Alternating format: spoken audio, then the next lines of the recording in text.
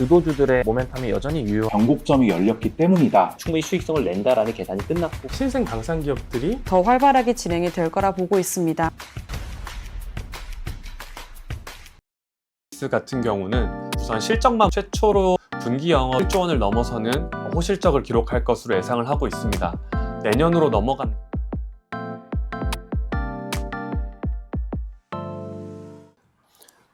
안녕하십니까. 메리츠증권 리서치센터에서 방위산업이랑 로봇 담당하고 있는 이지호 연구원입니다. 2026년 방위산업과 로봇 섹터 전망에 대해서 말씀드리려고 합니다. 우선 방위산업부터 말씀을 드리겠습니다. 최근 종전안이 제시가 되고 있습니다만 과연 이게 끝일까라는 생각이 지속적으로 들고 있습니다. 특히 좌측 하단의 차트를 봐주시게 되면 러시아의 나토에 대한 도발 행위가 우크라이나를 넘어서는 모습이 관측이 되고 있습니다. 다수의 국가들의 영공을 침범하면서 도발을 지속하는 모습이 관측이 되고 있고요. 최소 17개의 국가가 피해를 보고하고 있는 상황입니다. 이런 것들이 왜 이루어졌을까를 조금 생각해 보게 되면 추후에 사용하기 위한 전장 정보의 축적 목적이라는 생각을 계속 갖게 됩니다. 이번에 종전이 만약 체결이 될 수 있다라고 하더라도 과연 그 다음 국가들로 넘어가지 않을까라는 우려가 계속 이어질 수밖에 없는 환경이라고 생각을 하고 있습니다. 네, 이러한 종전안이 계속 대두가 되면서 글로벌 방산업종은 지속적으로 조정을 받는 모습이 관측이 되고 있습니다. 이는 곧 지정학적 리스크가 아직까지 이벤트적인 성격을 갖고 있다라고 보고 있습니다. 아래쪽에 이제 그레이존이라고 표현이 되어 있는 것을 확인하실 수가 있습니다. 이러한 그레이존 전략은 개별 국가가 전면전으로 확대가 되지 않는 수준의 군사적, 비군사적인 수단이 복합적으로 동원되는 한마디로 압박수단으로 보여지고 있고요. 현 시점에서는 러시아, 유럽에 대한 도발범위 확대되는 것으로 나타나고 있고 중국 같은 경우는 대만의 방공식별구역 꾸준히 침범하는 모습 보여주는 것들이 대표적인 예시라고 볼 수 있습니다. 이러한 그레이존이 계속 확대가 됨에 따라서 개별 국가들은 이러한 종휴전 같은 것들이 이벤트적인 성격을 갖는 게 아니라 상시 요인으로 변했음을 체감하고 있는 구간이라고 생각을 합니다. 즉 종휴전 여부에 대한 중요도는 많이 하락할 수밖에 없다라고 보고 있고요. 이와 관계없이 구조적인 무기의 초과 수요 국면 이어질 수밖에 없는 환경이 계속 지속이 되고 있다라고 보고 있습니다. 이러한 환경을 증명을 하듯 국내 방산업종은 올해 신규 수출 수주액 추이가 기존에 목표했던 200억 불을 돌파하는 모습을 보여주고 있습니다. 8월 기준으로 이미 30억 불 이상 초과 달성한 상황이기 때문에 연내에 추가적인 수주 확인될 수 있다라고 하면은 더더욱 긍정적인 성과 보여줄 수 있다라고 보고 있고요. 실제로 이를 반영하듯 우측 하단 차트 봐주시게 되면 국내 방산 5개사의 수주 잔고 추이 또한 급격하게 늘어나는 모습 관측이 되고 있습니다. 추가적으로 이제 앞으로 어떤 국가들에 더 수출이 가능할지 살펴보도록 하겠습니다. 첫 번째로 말씀드릴 국가는 폴란드입니다. 당연하게도 국내 방산업종의 가장 큰 파트너라고 볼 수 있는 상황이고요. 표에 정리해드린 바와 같이 여전히 기본 협정상 물량 중에서 잔여 계약으로 남아있는 것들이 다수 존재합니다. K2 전차 같은 경우는 640대, K9 자주포 같은 경우는 308문 남아있는 상태이고요. 이러한 추세대로 계약이 이루어진다라고 하면 2030년대 중반까지는 꾸준히 신규 수주가 나올 수밖에 없다라고 보고 있고 2030년대 후반까지도 국내 방산업종의 실적 하단을 든든하게 받쳐줄 수 있는 국가가 된다라고 보고 있는 상황입니다. 폴란드만큼이나 러시아와 가까운 국가가 하나 더 있죠. 바로 루마니아입니다. 루마니아 같은 경우는 기존에 2024년 7월 한화 에어로스페이스의 K9 자주포를 주문했습니다. 이후에 장갑차와 전차에 대한 도입까지도 계획을 하고 있었는데요. 내부 정치적인 이슈로 인해서 잠시 멈춘 모습이었습니다. 하지만 새로운 연정 출범된 이후에 정상화되는 구간이라고 보고 있고요. 내년 상반기 5월 전까지 루마니아 장갑차 사업에 대한 사업자 선정 있을 것으로 보고 있고 내년 하반기에는 전차 사업에 대한 것들이 구체화될 수 있다고 보고 있습니다. 우선 장갑차 사업부터 말씀을 드리면 높은 현지 생산 요구도가 눈에 걸립니다. 85%라고 하는 높은 수치를 요구를 하고 있는데 이를 대응할 수 있는 국가는 지금 현재 한국밖에 없다라고 생각을 하고 있습니다. 실제로 2024년 7월에 루마니아향 K9 자주포를 수주를 하면서 현지에 공장을 세우는 계획 이미 세워져 있습니다. K9 자주포가 모두 생산된 이후에 같은 공장에서 레드백 장갑차를 생산하겠다라는 식으로 마케팅이 되고 있는 것으로 해석을 하고 있고요. 이러한 것들은 과거 호주의 사례를 살펴보더라도 같은 비즈니스 모델입니다. 상당히 강력하게 워킹할 수 있다라고 보고 있어서 저희는 한화 에어로스페이스의 수주 가능성 상당히 높게 보고 있습니다. 두 번째로는 하반기에 예정이 되어 있는 전차 사업입니다. 최근에 국방부가 전차 조달 승인 요청을 하면서 사업이 구체화되는 모습 관측이 되고 있고요. 아마도 현대 로템의 K2가 입찰에 참여할 것으로 예상을 하고 있습니다. 여전히 유럽 내에서 레오파르트 전차가 갖는 위상이 강력하다 보니 K2가 상대적으로 밀리는 모습 보일 것으로 예상을 하지만 실질적인 조건들을 따져보게 된다라고 하면은 현대로템의 현실적인 수주 가능성 높다라고 판단하고 있습니다. 왜냐하면 독일의 레오파르트 전차 연간 생산 캐파가 50대 수준밖에 되지 않는 것으로 추산이 되고 있습니다. 수출을 추가적으로 하기에는 여전히 부족한 유휴 캐파라고 보고 있고요. 반대로 현대로템의 K2 전차 같은 경우는 100대 이상의 캐파 보유하고 있는 상황에서 내년 말까지 거의 2배 가까이 캐파를 늘리겠다라는 계획을 발표를 하고 있어서 추가적인 수출에 대응하기 상당히 용이한 구조다라고 보고 있습니다. 이제 동유럽을 넘어서 아직까지 미개척지로 남아있는 서유럽권도 점차 가시권에 들어오고 있다라고 해석을 하고 있습니다. 대표적으로 제시가 되는 게 스페인과 프랑스입니다. 스페인은 현재 군 현대화를 위해서 자주포 도입 계획 보유하고 있는 것으로 확인이 되고 있고요. 아마도 한화 에어로스페이스의 K9 자주포가 입찰에 참여할 것으로 예상을 하고 있습니다. 프랑스의 카이사르라고 하는 자주포가 경쟁 제품으로 꼽히고 있는 상황입니다만 K9 자주포 글로벌 마켓 쉐어 50%를 넘는 것으로 추정이 되고 있을 정도로 이제 글로벌 레퍼런스가 되어가고 있는 제품입니다. 네, 현실적인 선택지가 되고 있는 상황이기 때문에 서유럽권에 진출하는 것도 크게 무리는 아니다라고 판단을 하고 있습니다. 조금 더 눈을 옮겨보게 되면 이제 프랑스가 나오게 됩니다. 프랑스는 현재 다연장 미사일 발사대에 대한 수요가 있는 것으로 파악이 되고 있습니다. 실제로 프랑스가 현재 보유하고 있는 대수가 10대 미만이고요. 그마저도 사거리가 매우 짧은 것들로 구성이 되어 있습니다. 이에 프랑스는 초기에는 미국의 하이마스 제품을 구매하려고 했습니다. 하지만 긴 납기로 인해서 한국산 천무 내지는 인도산 피나카에 대한 수요로 이동한 모습이 관측이 되고 있습니다. 저는 천무의 선정 가능성을 높게 보는 이유가 유럽 내에서 방위산업 바이 유러피안 정책의 대장이 결국 프랑스인데요. 현재 폴란드에서 합작법인 형태로 천무용 유도탄 공장 계획 중에 있습니다. 프랑스가 향후 유도탄을 폴란드에서 구매해오게 되는 형태가 된다 라고 하면 일정 부분 바이 유러피안에도 부합하는 모습이 될 수 있다고 보고 있어서 실리적인 선택임과 동시에 정치적인 실리까지 가져갈 수 있다는 점 감안을 하게 되면 장기 관점에서 프랑스향으로 천무가 수출 성사되는 것도 무리는 아니다 라고 해석을 하고 있습니다. 이 외에도 노르웨이, 에스토니아 등 다수의 재주문까지도 이어지고 있는 상황이라서 유럽의 무기 캐파 부족 현상을 생각을 한다라고 하면 국내 업체들의 유럽 진출이 계속 이어질 것으로 예상을 하고 있습니다. 다음으로는 미국입니다. 저희가 소위 국방비 지출액으로 1000조 이상 쓰는 나라라고 해서 천조국이라고 많이 부르는데요.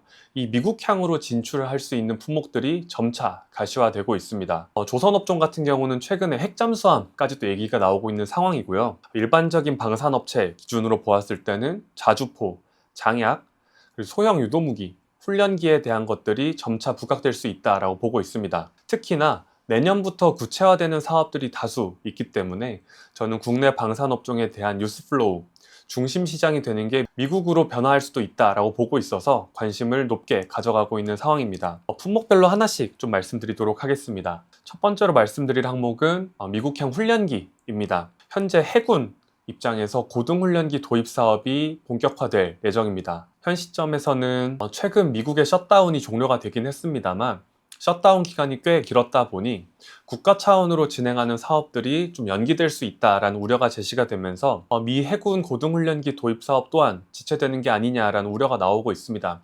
하지만 아직까지는 확정된 바 없는 상황이라고 파악이 되고 있고요. 만약에 밀린다고 하더라도 본계약 시점인 2027년 1월은 밀리지 않을 것으로 보고 있어서 여전히 저희는 관심도를 높게 가져갈 필요가 있다고 보고 있습니다. 미 해군 고등훈련기 도입 사업에 있어서 지난 2018년에 공군 고등훈련기 도입 사업과 마찬가지로 한국항공우주와 로키드 마틴 컨소시엄 그리고 보잉과 사브의 컨소시엄이 가장 강력한 후보로 거론이 되고 있습니다. 지난번에는 한국항공우주가 보잉에게 밀려서 실주하는 모습을 보여주었는데요. 이번에는 조금 다를 수 있다고 생각을 합니다. 그렇게 보는 이유는 이번 입찰에서는 가격이 평가 요소로 들어가지 않기 때문입니다. 지난 2018년도 공군 훈련기 사업에서는 보잉이 한국항공우주 대비해서 아주 낮은 가격으로 입찰에 참여를 하면서 출혈 수주를 했던 기억이 있습니다. 그로 인해서 미 공군의 고등훈련기 도입 사업이 조금 지연되는 모습이 관측이 되고 있죠. 이러한 부작용을 최소화하고자 이번 사업에서는 가격을 평가 요소로 반영하지 않고 성능만으로 업체를 선정한 뒤에 가격을 제한받아서 패스 올 페일 형태로 진행하겠다라고 얘기를 하고 있습니다. 결국 출시된 지 오래되어서 성능적인 레퍼런스를 이미 쌓아온 카이의 제품 대비해서 아직까지 개발 중인 보잉의 제품은 여류에 있다라고 판단을 하고 있고요. 그 관점에서 이번 사업은 한국항공우주가 수주를 따낼 것으로 기대를 많이 하고 있는 상황입니다. 다음으로는 미국 장약입니다. 미국은 지금 재래식 포탄 캐파 늘리려는 노력 꾸준히 이루어지고 있는 상황이고요. 좌측 하단의 차트 보시면 아시겠지만 발사체의 캐파 증가 속도에 비해서 장약의 캐파 증가 속도가 상당히 더디게 나타나고 있습니다. 즉 병목 현상의 주범으로 평가가 되고 있는데요. 이를 해소하기 위해서는 제3국에서 조달이 필수적인 상황으로 보여지고 있습니다. 한화 에어로스페이스는 미국 현지에 장약 공장을 설립하면서 이 부분을 담당할 수 있다라고 어필을 하고 있는 상황이고요. 현 시점에서는 부지 선정 단계까지 넘어간 것으로 알고 있습니다. 빠르면 연말, 늦어도 내년 초에는 부지 선정과 동시에 착공 들어갈 것으로 보고 있어서 저는 다른 수주 사업들과 다르게 이런 장약 비즈니스 꾸준한 매출액을 뽑아내줄 수 있다는 점 부각되면서 앞으로 긍정적인 요소 보여줄 것으로 예상을 하고 있습니다. 다음으로는 미국의 자주포 사업입니다. 미국은 최근에 재래식 무기에 대해서 투자를 하기보다는 첨단 무기에 집중하는 모습 관측이 되고 있습니다. 그 관점에서 이 자주포 아마도 외부에서 성숙한 솔루션을 도입하는 형태로 진행할 것으로 예상을 하고 있는데요. 현재 5개의 업체에 대해서 시연 계약 맺어져 있습니다. 그 중에서 한화 에어로스페이스가 타사 대비 가장 높은 마켓시어 보유하고 있다는 점 생각을 하면 아마도 현실적인 업체 선정 가능성까지도 열고 있습니다. 업체 선정 일정이 2027년에 잡혀있기 때문에 내년에는 시연이 이루어져야 된다는 점 감안을 하면 조만간 뉴스플로우 상으로 미국 자주포 사업 또한 꾸준히 확인할 수 있을 것으로 예상을 하고 있습니다. 다음으로는 미국형 소형 유도무기입니다. LIG 넥스원의 비궁이 여기에 해당되는 제품이고요. 미국의 성능평가 FCT라고 하는 항목을 4차까지 통과를 하면서 언제든지 주문할 수 있는, 즉 수의계약의 형태로 주문이 나올 수 있는 그런 제품군에 이름을 올린 상황입니다. 미국은 아마도 중국과의 해전을 대비하는 차원에서 이 소형 유도무기에 대한 수요가 있는 것으로 파악을 하고 있고, 최근에 이제 미국향 사업이 조금 힘들어졌다라는 식으로 언론상의 보도가 조금 있었습니다만, 미국은 비궁을 제외하고는 현재 선택지가 따로 없는 상황으로 보여집니다. 만약에 있다고 하더라도 장기간에 성능평가를 또 해야 된다라는 점을 감안을 하면 여전히 기대감은 살아있다라고 해석을 하고 있습니다. 미국을 넘어서 중동 지역으로 넘어가도록 하겠습니다.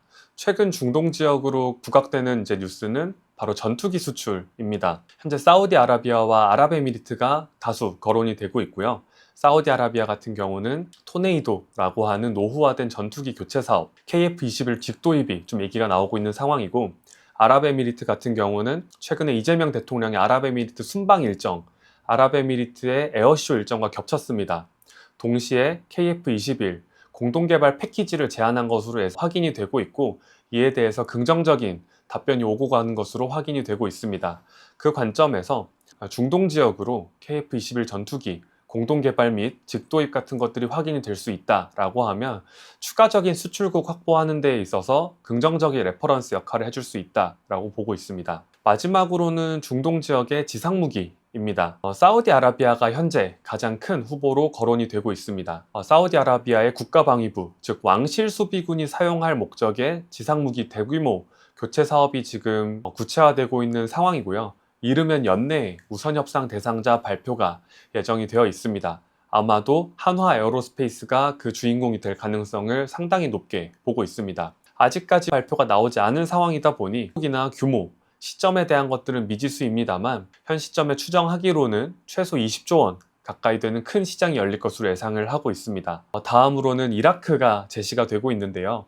빠르면 연내에 K2 전차가 수출 가능할 것이다 라는 기대감이 있었지만 조금은 지연되는 모습입니다. 아마도 내년 초에 확인할 수 있을 것으로 예상을 하고 있습니다.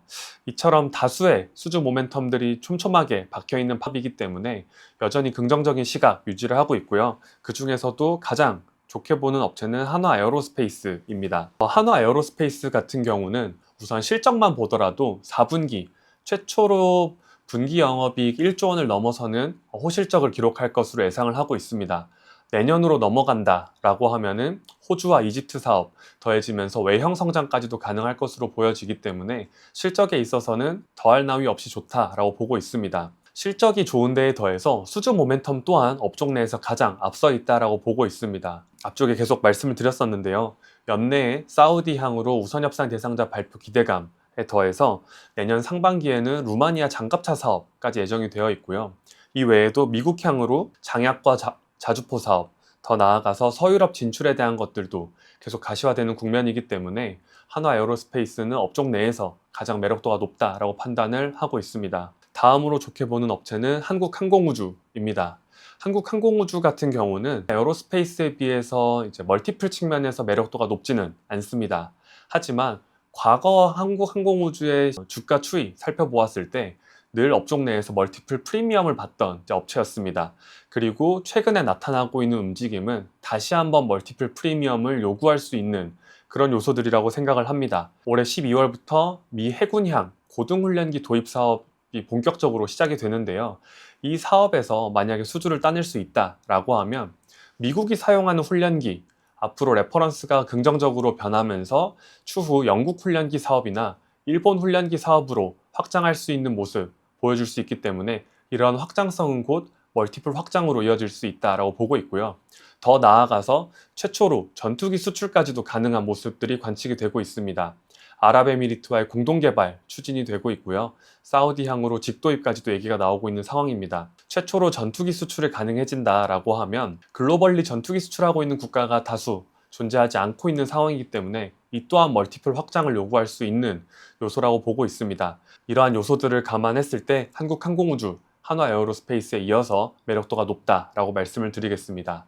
네, 이로써 방산업종에 대한 2026년 전망 마치도록 하고요. 로봇으로 넘어가도록 하겠습니다. 올 한 해 로봇 산업의 주가 추이를 좀 살펴보게 되면 매우 좋았다라는 말이 따라올 수밖에 없는 것 같습니다. 특히 휴머노이드 시장 개화에 대한 기대감 확대가 되면서 가장 큰 수혜가 예상되는 업종인 액추에이터 업체들 위주로 주가 상승세가 관측이 되었던 한 해였습니다. 하반기 들어서는 특히 인간과 닮은 로봇 손, 덱스터러스 핸드에 관련된 기업들이 추가적인 강세 보여주었던 그런 한 해였다라고 보고 있습니다. 네, 글로벌 로봇 업종 주가 추이를 보더라도 한국과 마찬가지로 강세를 보였던 모습이 관측이 되고 있습니다.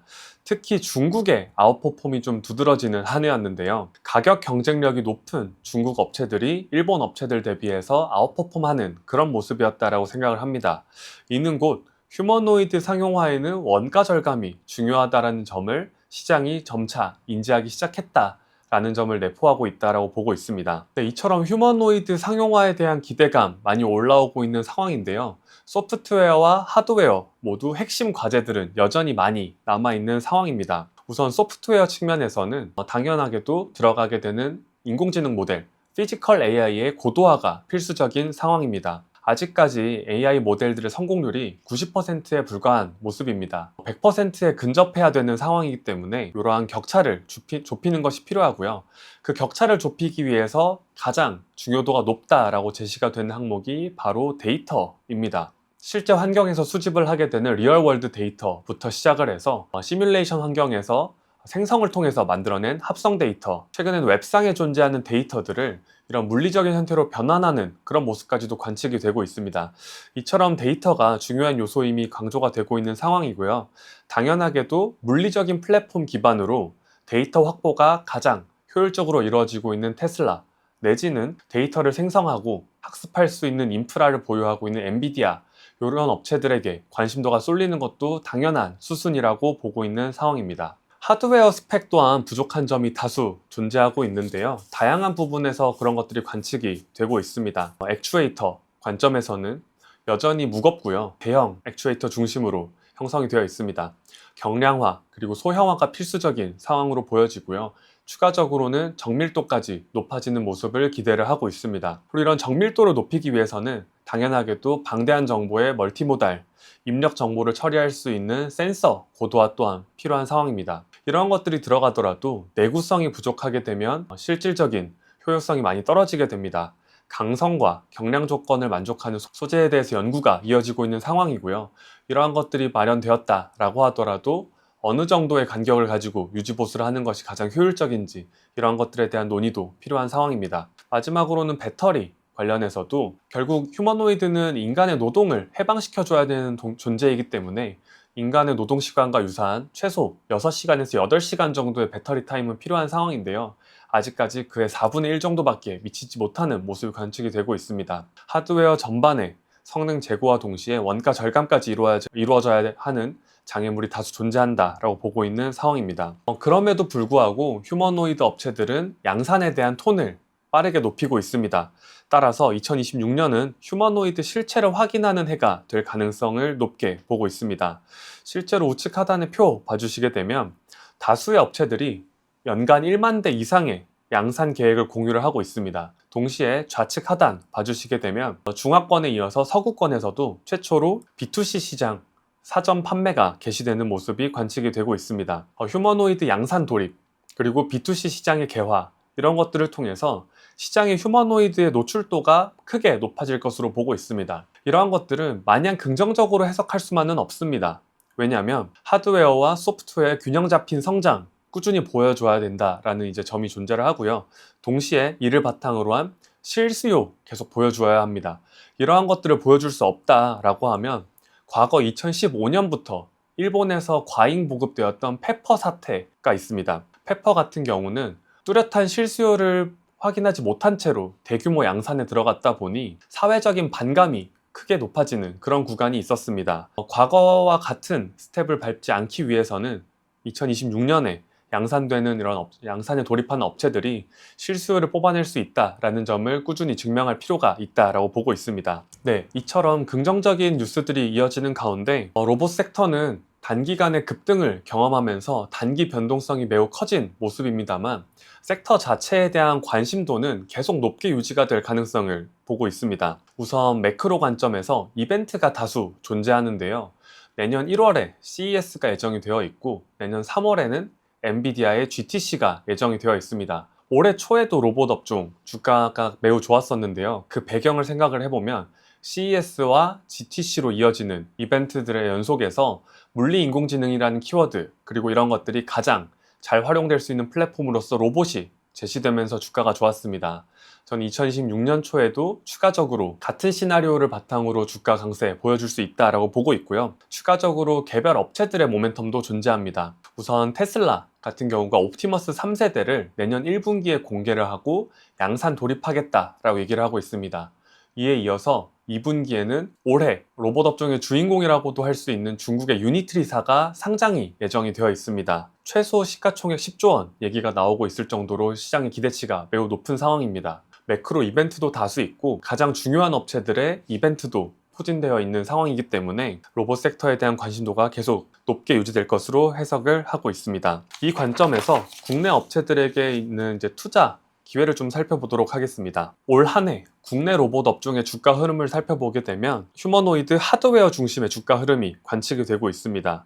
그럼 그 관점에서 국내 업체 중 글로벌 휴머노이드 산업 개화에 따른 가장 큰 수혜 업종 액추에이터 산업이라고 말씀을 드렸죠. 국내 액추에이터 업체 중에서도 글로벌향 사업 호조세가 이어지면서 손가락용 액추에이터 그리고 이 손가락용 액추에이터를 바탕으로 한 완제품 로봇 손 여기에 이어서 양팔 로봇까지 계속 수출 제품군을 확대해가고 있는 로보티즈 앞으로도 기대감이 좀 큰 상황입니다. 또한 휴머노이드 완제품 업체들의 상장 조금 이어질 것으로 예상을 하고 있는데요.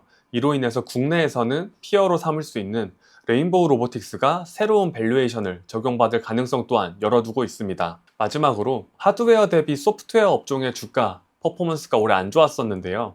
내년 초에 CES와 GTC로 이어지는 그 구간에서는 하드웨어 대비해서 소프트웨어에 대한 언급도가 더 높아질 것으로 보고 있습니다. 국내에서는 다종 로봇에 대한 피지컬 AI 모델 개발에 박차를 가하고 있는 시메스가 그간에 무관심을 떨쳐내고 다시 한번 관심받을 가능성도 열어두고 있는 상황입니다. 이렇게 로봇 업종에 대한 내년 연간 전망도 여기서 마무리하도록 하겠습니다. 감사합니다.